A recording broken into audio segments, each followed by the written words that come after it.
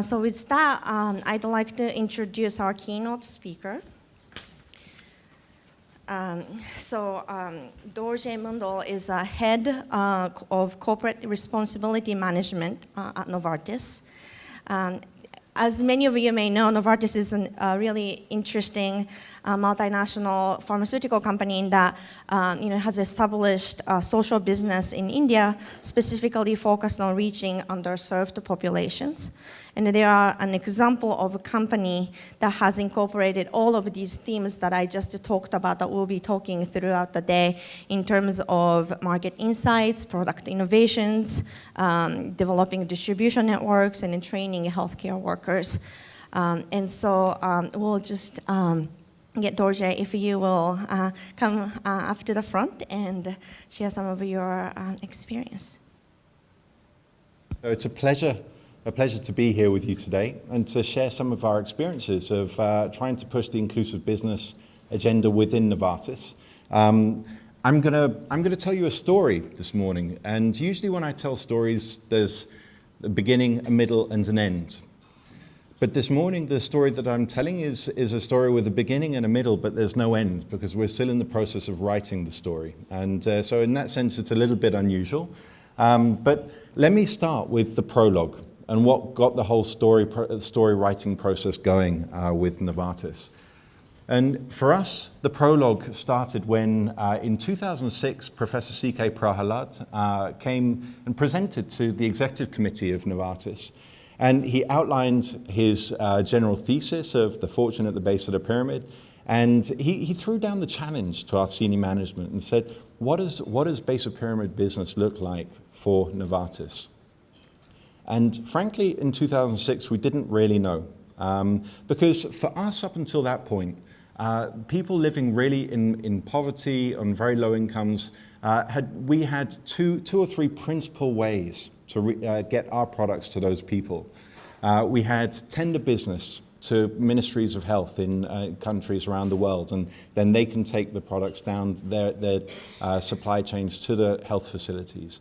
We were supplying international organizations like UNICEF and the WHO and those kind of partnerships as well. And we had philanthropy. We were donating products, in some cases at very large scale. But those were the channels, they were the mechanisms that we knew how to use in order to reach these base of pyramid communities. And the idea of us going directly to market in this segment of the market was something that I think was seen as very difficult for many people inside the company. And of course, that's something that we see replicated across many companies and industries. And let's just remind ourselves why. Probably with such a well-informed audience, I don't need to talk about this too much, but the poverty challenge alone, with 5 billion or so people living on less than $10 a day income. And at the time when this data was collected, just around half of the global population living on less than $2.50 a day. That alone was something that was very daunting, and it created a lot of doubt as to whether there was really the purchasing power to be able to create viable businesses in this segment of the market. And it's not just the poverty situation, but in our business, healthcare, you see a huge set of challenges overlaying on top of the poverty challenge. They're partly caused by the poverty challenge, and in turn they are a contributing factor to poverty. So there's huge burden of ill health and disease that is unfairly distributed and unequally distributed across the world's population. And it's the poor that bear a particularly heavy burden in this context.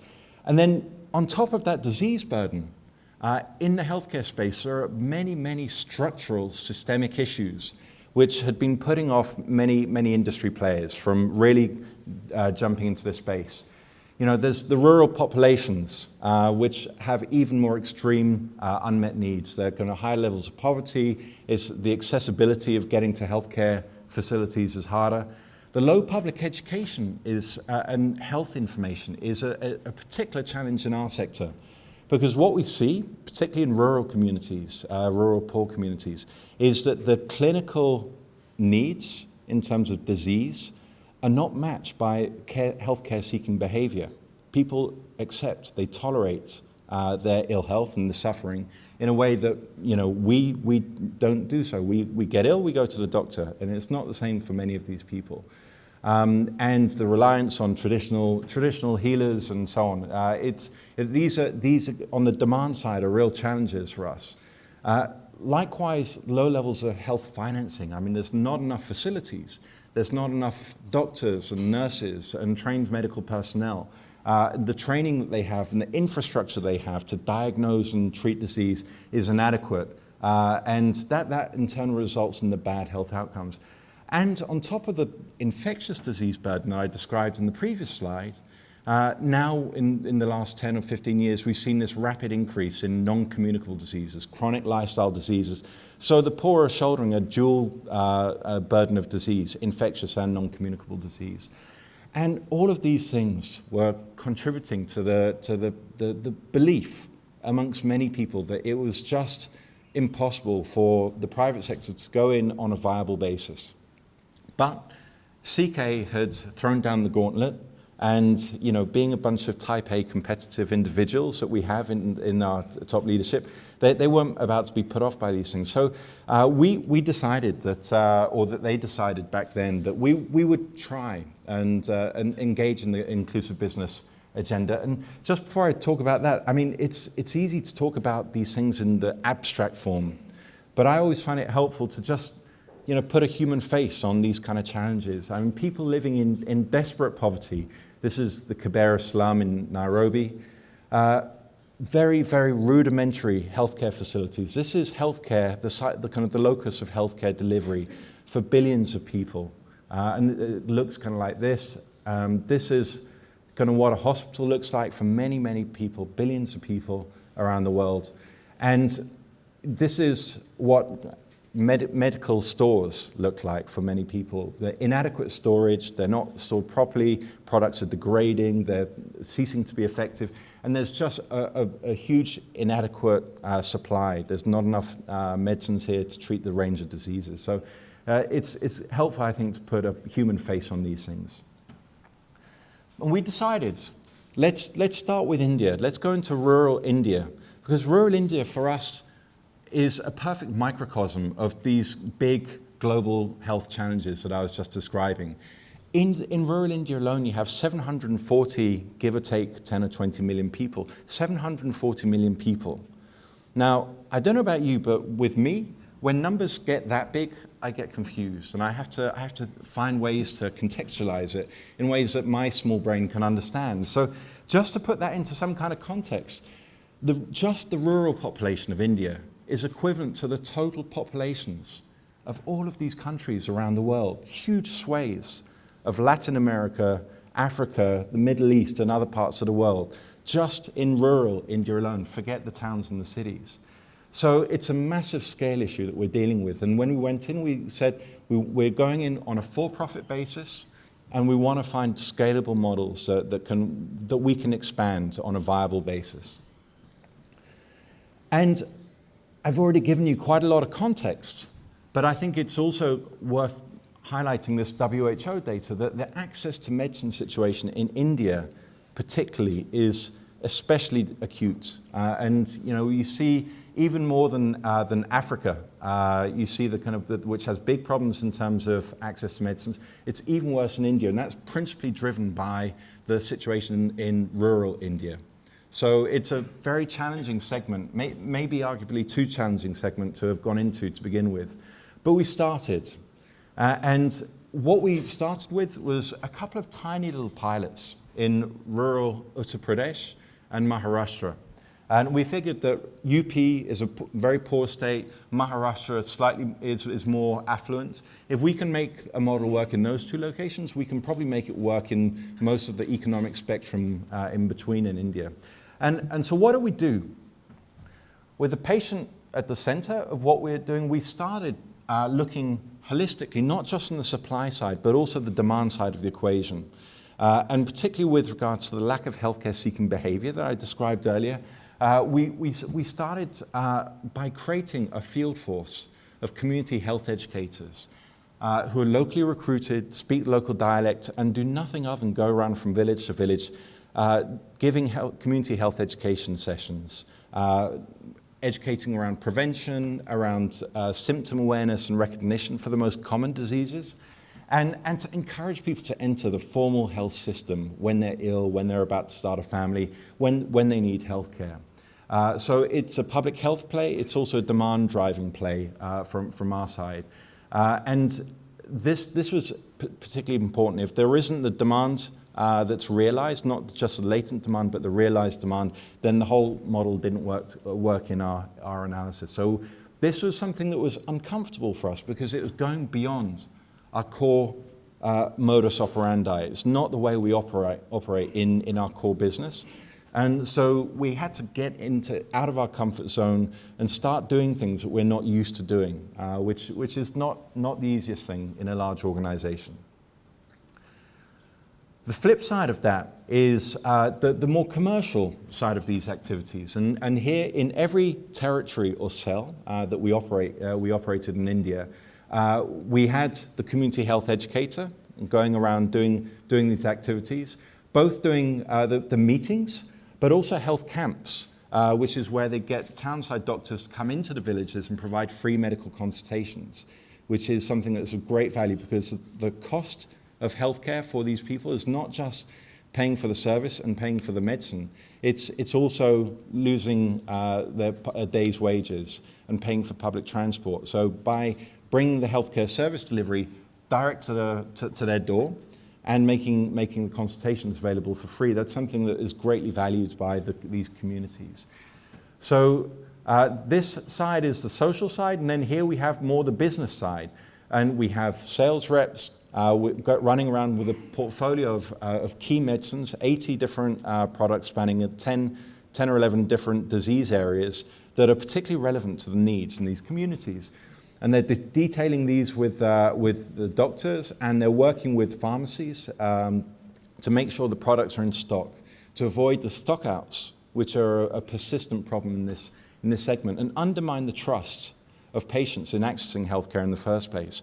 If they go to a doctor, they pay for a consultation, and they take the prescription to the pharmacy doesn't have the medication, then they don't bother going again. So it's really important that we have that supply chain continuity in this rural segment. And that's something that our people on the ground are working further upstream in the supply chain to make sure that the products flow and they're in stock so that we retain that trust.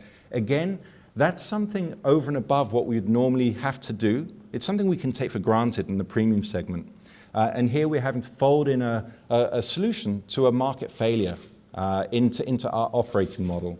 And these things here, and on the supply chain side, this is loading operating cost onto a business model which is operating in a very, very marginal segment of the market. So it's a challenge. But so this is the social side, as I said, and that's the business side.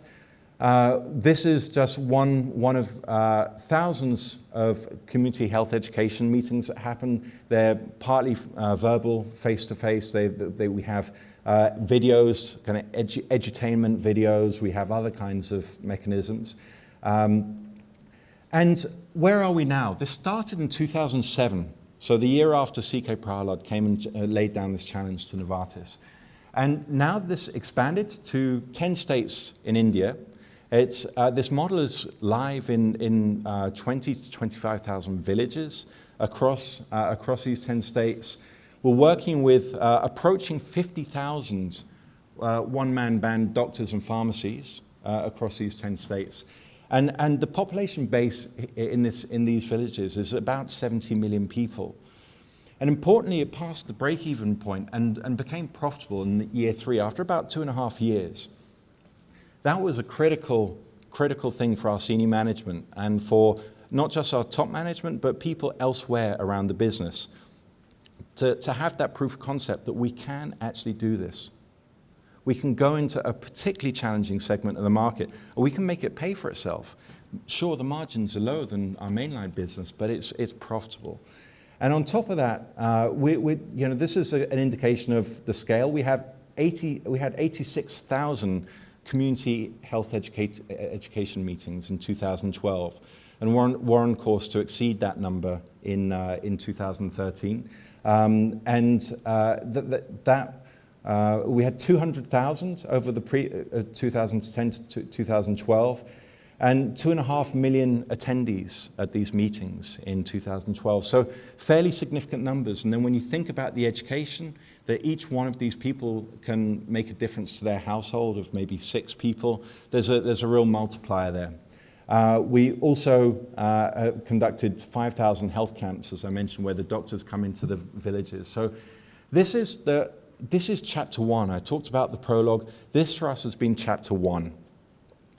Now let me turn to chapter 2, which is what do we do beyond that? And so after that proof of concept that I described, that unlocked the management approvals that we needed and the belief within the company that we can do this not just in India, but we can do it elsewhere.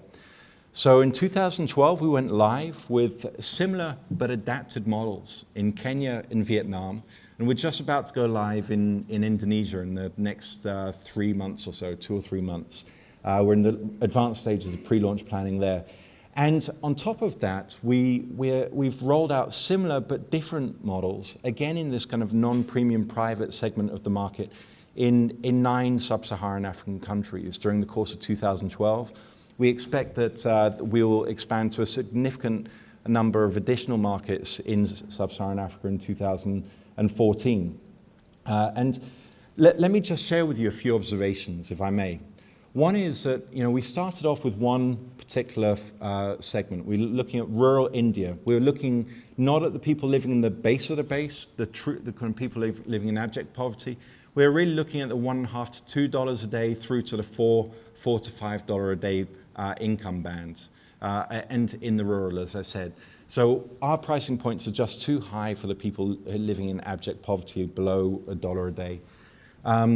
And as we expanded to different markets, it forced us to think about, the segmentation piece and the market archetyping, the health system archetyping.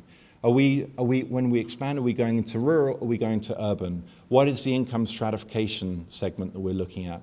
Is it a health system where delivery is publicly provided, like Vietnam or China, for example? Or is it one where it's predominantly private delivery, like you see in large parts of rural India, large parts of Kenya and other countries as well?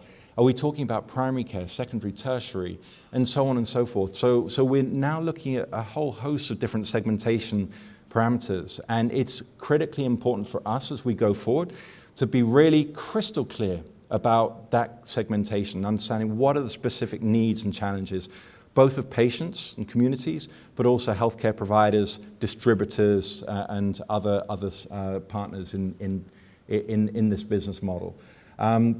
This is a process that's helping us, and we're not there yet, but we're moving from single businesses to a more platform-based approach to innovating in the base of the pyramid by archetyping, looking at these different segmentations and extracting from that the different health system archetypes, the market archetypes. Then we're learning what are the tools, what are the techniques, what are the interventions that work better in these market archetypes versus those market archetypes. And I think that's an essential part of the learning process that we have to go through, and it's a fantastically interesting one as well. And I'm going to just conclude by sharing seven challenges. I actually have a longer list, but in the interest of time, I'll keep it to 7. But not to be negative, I'm going to also share with you some of the opportunities that I see in relation to each of those. The first one is just the sheer scale of the challenge. Billions of people, kind of huge numbers of communities to reach, and that is something that's daunting. And we're talking all the time about scalability, and scale is the holy grail here. Viable reach at large scale is the goal. And here, I think with the rise of technology, this is unlocking all sorts of possibilities to drive efficiencies within our own operating model and to drive greater insight and other value adds along the way, which is lowering our costs, and it's opening up opportunities that didn't exist before. Another challenge is just, of course, self-evident, is a lack of purchasing power that you have in the base of the pyramid, and the lack of market data. You know, Toshi asked about where do you get your market insights, your data. This is a real challenge. Normally, you go to IMS Health or one of these market research agencies, but you don't have that off the shelf when you're going into the kind of rural parts of Uttar Pradesh, or the kind of rural parts of Kasuma and so on. So that's okay though, because we always start small. And the costs of doing business when you're starting small are actually correspondingly small as well. So we do our own primary market research. We're working with partners. We're sending our own people in to do deep immersion and to get their own insights. But the cost of experimentation is pretty limited. So the learning by doing model, I think, is very viable. A big issue for us as we go forward is the whole issue of the downstream value chain. You know, we can reduce our own prices, but when you have an importer, you have import duties, you have an importer, you have a wholesaler, you have a primary distributor, you have a secondary distributor, you have a retail pharmacy, all adding markups down the chain. That can lead to prices kind of beyond our own, kind of the prices that leave Novartis, of doubling, tripling, quintupling, and more in terms of the end user price. Now that's a big challenge. If the markups downstream are too high, the affordability is not there, and then we don't get the traction. We can't drive the volume that we need to make this thing work. So we're looking at NGO partnerships that have distribution capabilities. We're looking at putting in place novel partnerships with distributors, putting untraditional contractual agreements, which A, try and strip out some of the players in the chain, and secondly, make sure that doesn't result in the margin savings just being hoarded by some of those kind of smaller number of players in the chain, but actually it gets passed on, or at least partially passed on, to the consumer. The consumer behavior change is a big one. You know, we do all this community health education work, and at large scale, and we see some demonstrable change in the behavior in terms of health-seeking behavior. We see doubling, tripling, sometimes quadrupling of the level of health-seeking behavior in these communities. But that's off a tiny, tiny baseline. So that still leaves the majority of people who are not accessing healthcare in a timely basis. It means that kind of there's daily tragedies unfolding where people are diagnosed with something like diabetes when they need a foot amputation, or they're going blind, rather than 15 years earlier when they can just take simple, cheap, generic, affordable medicines. And so this is something that we're playing with the model. How can we refine the model, make it more sophisticated, both in terms of our own activities and interventions, but then how can we partner with the governments, with our own armies of community health workers? How do we interface in a smart way with them? And how do we leverage technology? How do we leverage the explosion of mHealth to make sure that the kind of health messaging and information continues to flow in those kind of periods between our health educators coming back to that same village? Another big one is capability building for healthcare professionals, doctors and nurses, midwives, and so on. This is, again, a huge scale issue, and we're working with almost 50,000 of these partners in rural India alone, before we count Vietnam, before we count the other sub-Saharan African countries. And so I think partnership is absolutely essential. And government we're partnering with in some countries, academia has a role. The development finance institutions absolutely have a role. If they want to play a catalytic role in getting more private sector involvement, we need them to step up to the plate. And NGOs as well. I think everyone has to get involved here. And again, the technology and mHealth piece, I think, represents a real opportunity to do that on a more scalable and cost-effective basis. And then another one, which is the whole issue of health impact assessment. For us, how do we know if we're actually saving lives? How do we know if we're improving the quality of life? That is really, really tough. These things are complex, multi-causal issues that are not just down to our own interventions. And to be able to, measure changes in health status at the community level is a complex and expensive process. And then once we've measured it, how do we attribute our intervention versus anything else that might have happened? It's really, really costly. So there's a huge need for lean impact evaluation methodologies, and we're working with several partners to try and move forward on that. And I'm going to stop with this final one, is we need more funding into this space. And I think, businesses going in should be aiming to do this in a scalable, for-profit, viable basis. But if we look at the pace of change, it's way too slow. It's way too slow, both vis-a-vis the social needs, it's way too slow vis-a-vis the opportunity, that $5 trillion of purchasing power that's waiting to be spent on products and services, providing we can bring them to the consumer in the right way at the right pricing point. And here I think we need catalytic funding to get more of these proof of concept, small-scale pilots going in the first place.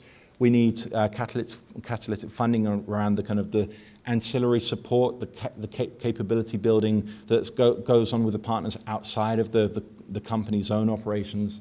And I think that has to come from government, it has to come from DFIs, and I think the impact investing space is also a really interesting one in this regard. So it's not crystallized to the extent that it needs to happen by any stretch of the imagination, but I think this is where has a potential to play a really catalytic role going forward. And in summary, let me conclude just by saying we're just at the beginning, at least in Novartis. I think maybe you guys may be further ahead than us, but we are just at the beginning of figuring out what is actually possible here. And based on what we've learned in a number of different markets, we believe that there's a huge opportunity, and that as we climb that learning curve more, the journey's just begun and the best is yet to come. Thank you for your attention.